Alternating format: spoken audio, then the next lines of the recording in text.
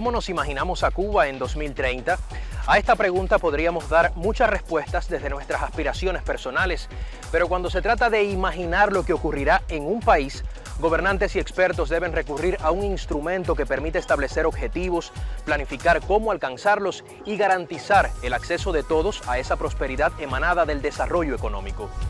Los economistas suelen referirse a esta guía como plan de desarrollo y en diversas latitudes adquiere matices en correspondencia con las políticas gubernamentales o la estructura económica de cada país. En el caso cubano se han ensayado variantes hasta que en julio de 2020 se aprobó el Plan Nacional de Desarrollo Económico y Social, considerado por especialistas como el más completo de su tipo elaborado en la mayor de las Antillas. Este documento no surgió detrás de un buró, sino que se elaboró a partir de un amplio proceso de consultas con la población, las cuales fueron acompañadas por la voluntad política del gobierno de cumplir con los Objetivos de Desarrollo Sostenible para 2030, impulsados por la Organización de Naciones Unidas.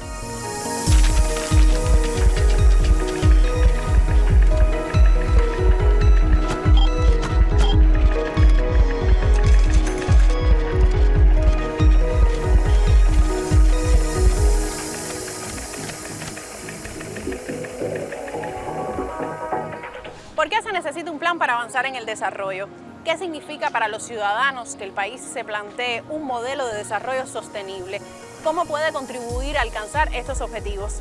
Esto es Impulso Económico, un programa que en solo 12 minutos le invita a acercarse al Plan Nacional de Desarrollo Económico y Social 2030.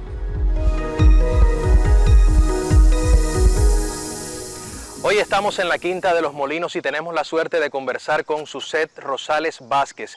Ella es la directora de Planificación Estratégica y Desarrollo del Ministerio de Economía y Planificación y claro que ha tenido muchísimo que ver con la propia elaboración de este Plan Nacional de Desarrollo Económico y Social de cara al año 2030. Bienvenida, Suset, a Impulso Económico. Muchas gracias, Adiel, y es un placer que nos hayan invitado para poder intercambiar en este programa relacionado con el Plan Nacional de Desarrollo. Es que era imprescindible hacerlo así. Cuando uno piensa en este plan, Suset, por lo menos a mí me pasa que me remonto a los años 80 con aquellos planes estratégicos, quinquenales que se elaboraban, pero podría preguntarte, ¿qué es este plan de desarrollo económico y social y cuánto significa para Cuba?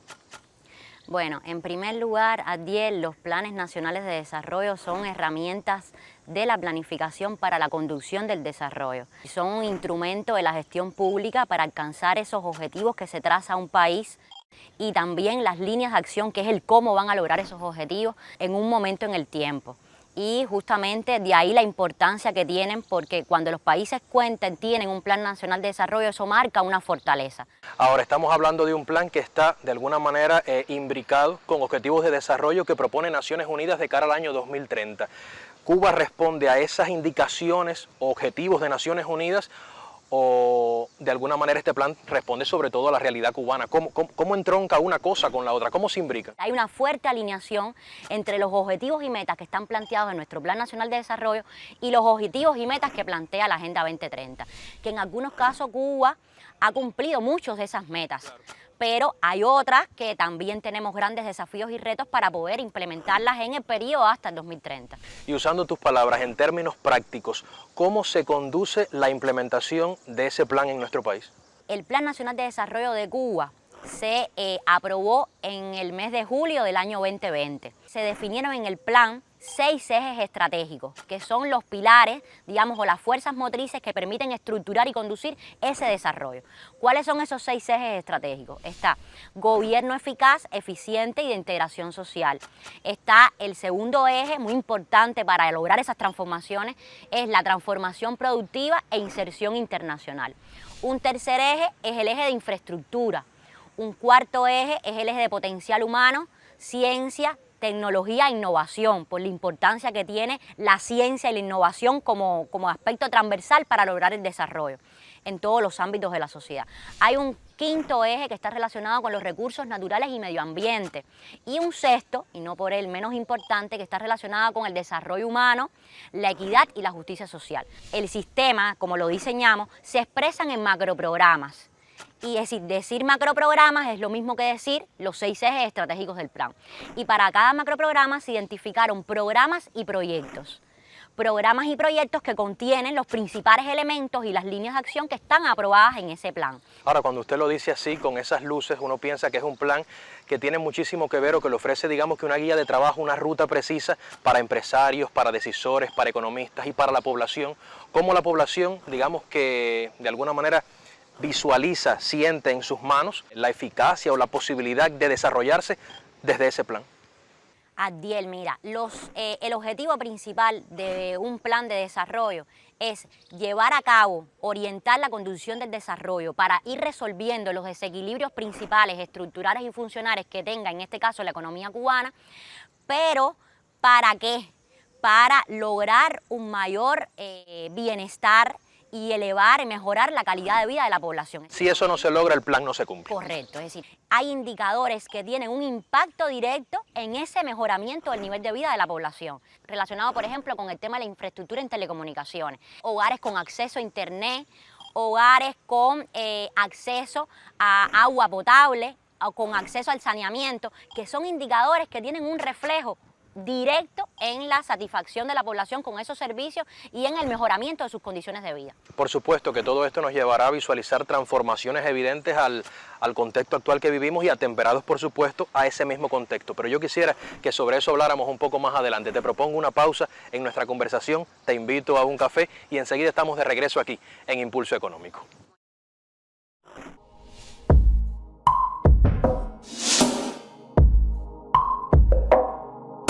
Como parte de los objetivos de la Agenda 2030 para el desarrollo sostenible, Cuba impulsa su soberanía alimentaria a través de disímiles estructuras, entre ellas los proyectos de desarrollo local que suman más de 200 en la capital antillana. La historia de Gabriel Pérez, joven emprendedor de Guanabacoa, es solo un ejemplo del trabajo que se realiza enfocado en la comunidad. Realmente no habíamos planificado tener ningún negocio de harinas, ni teníamos planificado nada de eso. O sea, lo que nos ha hecho sobrevivir todo este tiempo y disfrutarlo han sido los vecinos, han sido los que nos han dado la bienvenida y, ¿sabes?, enseñarnos cómo entender incluso el tiempo, porque aquí el tiempo es diferente en la ciudad. Desde su finca en Guanabacoa, este agricultor y sus hermanas exploran cada planta para sacarles provecho. Así surgieron las harinas artesanales Bacoreto. Nosotros veníamos hace varios años utilizando sobre todo la harina de yuca en casa, que hacíamos varias cosas con ella, panetelas, y una vez que sucede todo esto de la cuarentena, pues nos pusimos a investigar para aprovechar todos los productos que tenemos aquí en nuestras fincas y así fuimos mejorando los procesos. Trabajamos con la yuca, con el arroz, con el plátano y con el coco. Y con el algarrobo, que fue con el primero con el que empezamos a hacer las harinas. La bananina, creo que todas las mujeres aquí en Cuba conocemos el proceso de la bananina para hacerle la papilla a los bebés.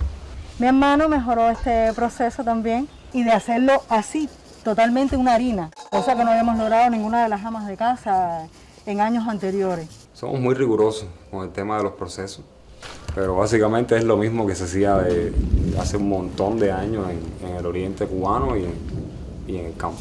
El 2020 obligó a muchas familias y negocios a reinventarse. Muchos lo han hecho bajo el modelo de la economía circular. La historia de Gabriel Pérez, un joven emprendedor de la capital cubana, es una muestra de esa resiliencia. Continuamos aquí en la Quinta de los Molinos dialogando en torno a las interioridades del Plan Nacional de Desarrollo Económico y Social de cara al año 2030. Suset, ¿cuáles son las principales transformaciones que se incluyen dentro de este plan? Una de las principales transformaciones se tiene que dar lugar en el sector productor de alimentos. Eso está en el discurso político de Estado de nuestro país. Ahora, el plan traza las estrategias de ese cambio a nivel estructural y funcional dentro de ese sector. Correcto. El plan tiene implícito cómo vamos a ir logrando esas transformaciones. Ya muchas de ellas, de las planteadas en el plan, se han ido concretando, digamos, por ejemplo, en todas las medidas que a partir del año 2021 se fueron implementando en el tema de la agricultura. Es decir, que hay más de 63 medidas que de manera integral permiten ir conduciendo esas transformaciones para poder alcanzar el objetivo de ¿qué? De incrementar la producción nacional de alimentos, incrementar las exportaciones en producciones agropecuarias, nuevas producciones agropecuarias, y también sustituir la dependencia importada. Y eso lleva al bienestar de la población del que hablábamos. Correcto. ¿Y en qué otros sectores, por ejemplo? Por ejemplo, está el sector energético, es decir, está planteada como una de las principales transformaciones a alcanzar en nuestro Plan Nacional de Desarrollo, la transformación de la matriz energética cubana, con una mayor participación de las fuentes renovables de energía en la generación eléctrica, y justamente eso también está muy a tono con la situación que tenemos en estos momentos, pero de eso se trata, de cómo en la medida que pasan los años, en las diferentes etapas del plan, cómo vamos haciendo o conduciendo las acciones para poder lograr ese cambio en la matriz energética.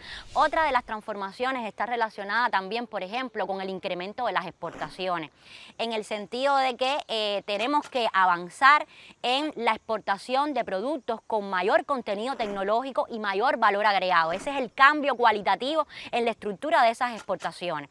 Y también lograr una mayor diversificación, tanto de productos como de mercado. Es decir, esos son transformaciones que no se logran de un día para otro, pero sí tenemos que ir trabajando para poder ir conduciendo esas transformaciones, ese cambio en la estructura hasta el 2030 y también un poquito más allá. ¿Hay desafíos concretos para lograr esa implementación en medio de una economía bloqueada y en medio de continuas crisis económicas que hemos vivido, por supuesto?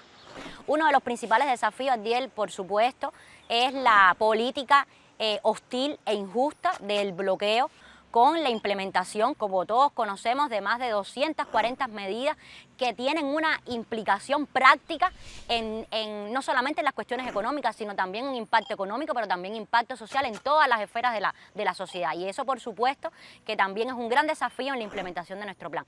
Pero también constituyen desafíos, como bien tú planteabas, es decir, avanzar en esa gradual recuperación de la economía y cómo sostenemos esa gradual recuperación implementando las acciones y las medidas que hemos venido tomando y otras que están por tomar.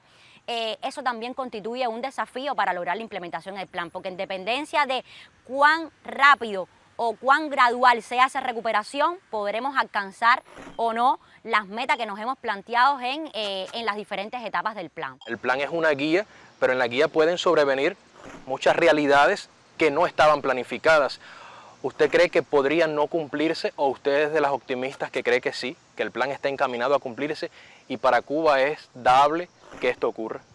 Yo soy optimista, Adiel, y además estamos trabajando muy duro a nivel de todo el país para lograr implementar poco a poco y gradualmente todas las transformaciones que están planteadas en nuestro plan. Es decir, tenemos que tener cada vez más preparación en términos de financiamiento, en términos de recursos, para poder ir logrando poco a poco esos objetivos y metas que están planteadas en el plan. Yo te agradezco muchísimo, Susek, por haber aceptado la invitación y acompañarnos para entender un poco mejor las interioridades de este plan económico y social de cara al año 2030 para nuestro país. Nosotros continuamos aquí en Impulso Económico.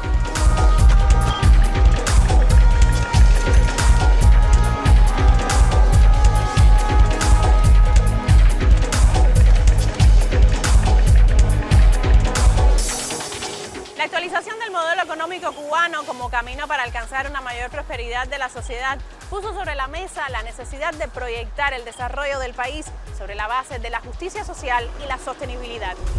No se trata de políticas o normas jurídicas ajenas a la realidad cotidiana, sino de proyectos y programas que permiten concentrar los esfuerzos y recursos en aquellas necesidades más inmediatas, pero que al mismo tiempo garanticen desarrollo. A los retos propios de una economía en desarrollo se unen factores muy específicos como el impacto del bloqueo norteamericano o las propias problemáticas estructurales que hoy persisten en el país. Pero Cuba insiste en su proyecto alternativo de desarrollo, apostando por la innovación y la ciencia y sus propios recursos bajo una premisa ética: no dejar a nadie atrás. Recuerde que esto es Impulso Económico, un espacio para conversar sin prejuicios y sin teque sobre los retos de buscar la prosperidad común y proponer un modelo alternativo para el desarrollo.